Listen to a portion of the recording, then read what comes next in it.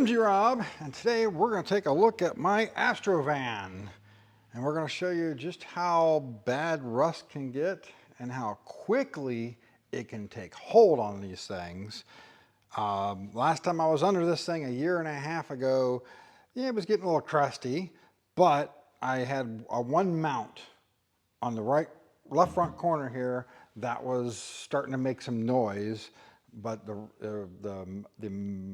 rust was getting just bad enough where I couldn't change the mount because it would just break the nut out. And that was as bad as it was getting.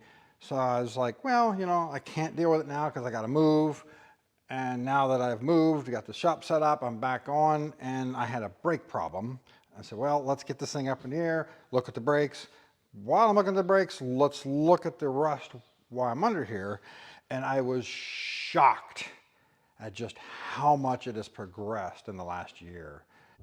Now, I forgot to say, this van is a 2003 with less than 150,000 miles on it.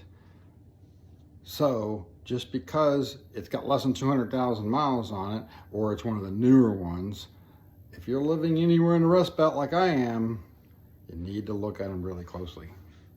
It went from fixable to not so fixable. Thing's probably going to end up getting parted out and junked. And now the body on this thing is actually in really good condition. There's no visible rust at all anywhere on the outside, just a few nicks and scrapes here and there.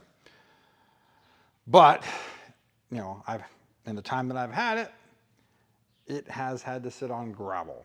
I've never had any kind of paved area to be able to park it on, and I don't drive it daily.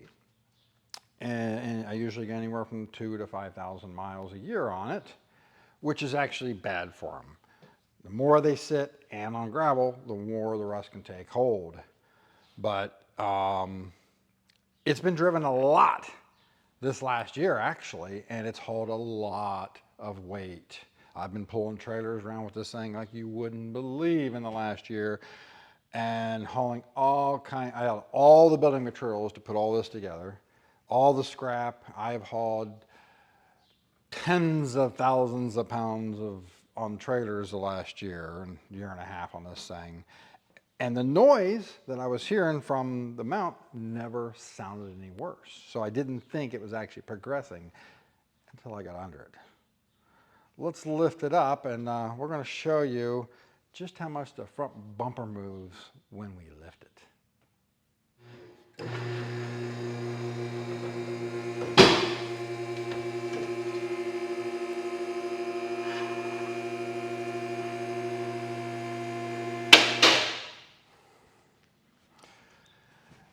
Just wait till the end of the video when we set it back down. That's even more concerning.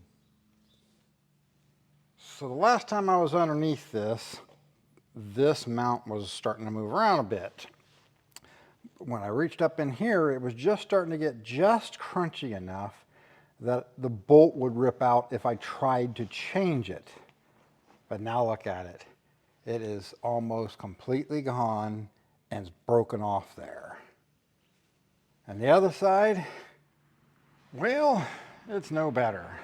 Actually, this side looked better before, and now it's actually technically worse because up in here, the whole bottom of the rail is completely gone here, where it's actually still intact on that side.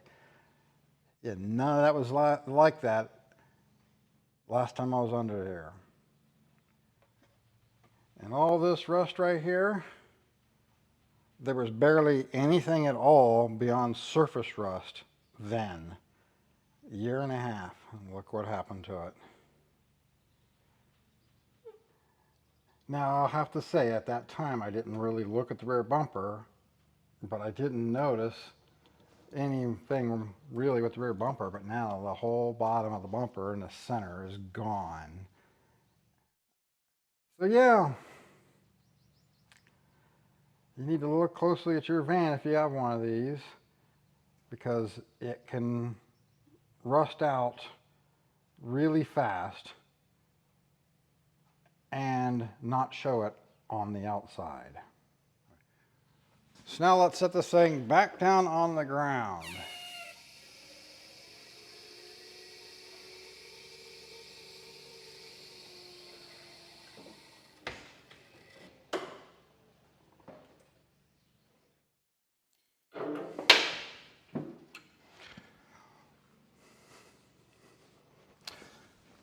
So yeah, a really nice looking van on the outside can be totally unsafe to drive when you get underneath it.